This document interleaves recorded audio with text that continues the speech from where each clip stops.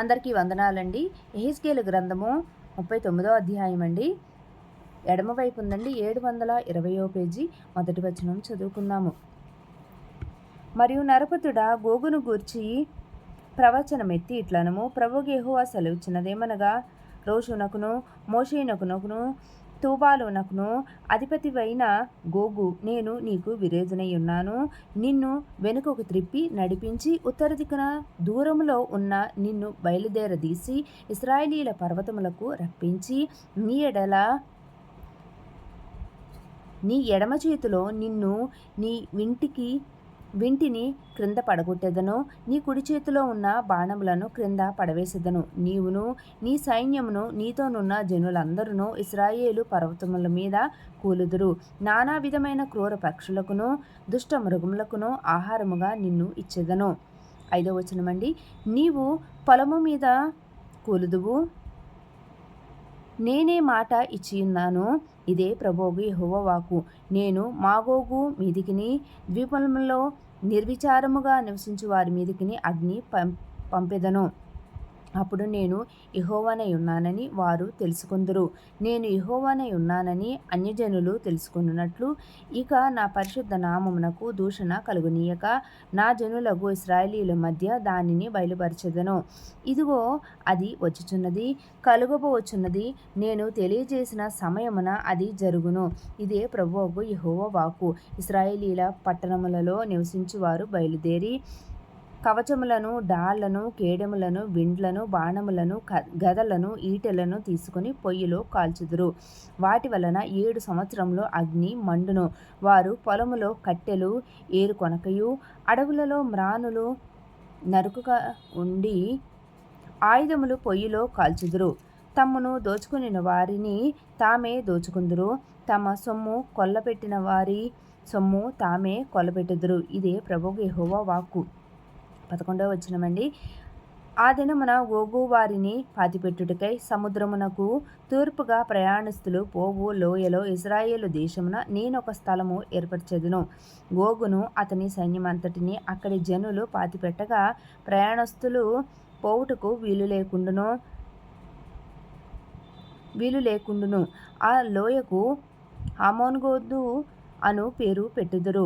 దేశమును పవిత్రపరచుచు ఇశ్రాయేలీయులు 7 నెలలు వారిని పెట్టుచుందురు.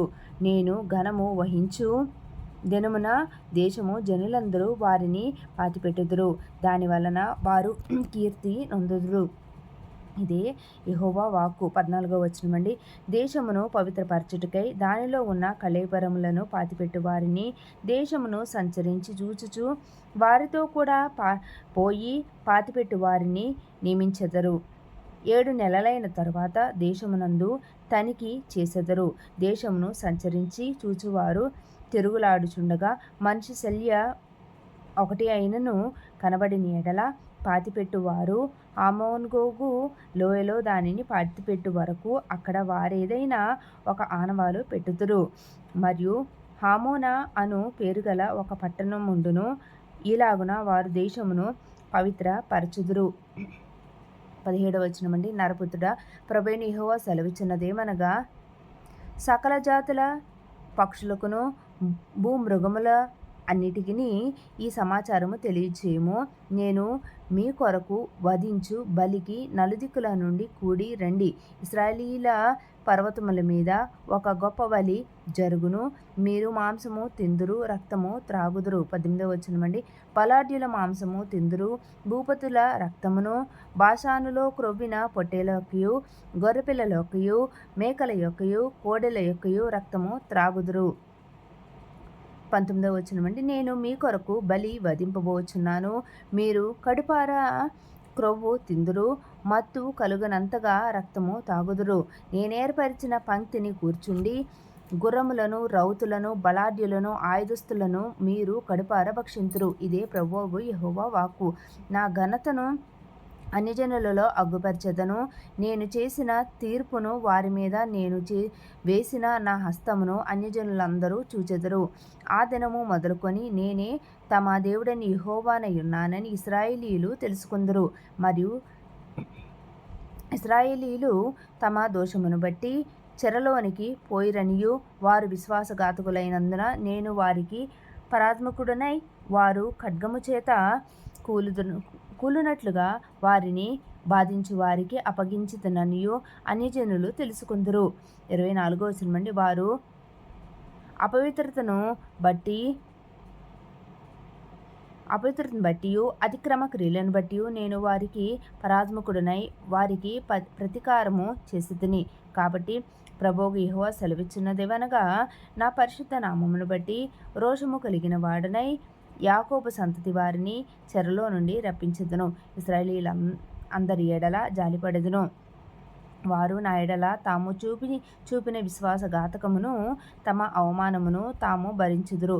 నేను అన్యజనులందరిలో నుండి వారిని సమకూర్చి వారి శత్రువుల దేశంలో నుండి రప్పించిన తరువాత వారు సురక్షితముగాను నిర్భయముగాను తమ దేశములో నివసించినప్పుడు వారి యందు అన్యజనుల అనేకముల ఎదుట నన్ను పరిశుద్ధపరచుకొందును.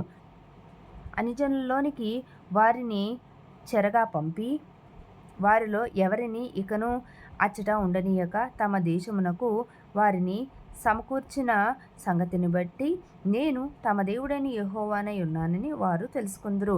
29వ వచనం అండి. అప్పుడు ఇశ్రాయేలీయుల మీద నేను నా ఆత్మను కుమ్మరించెదను గనుక నేనికను వారికి పరాత్మకుడనై ఉండను. ఇదే ప్రభువైన యెహోవా వాక్కు.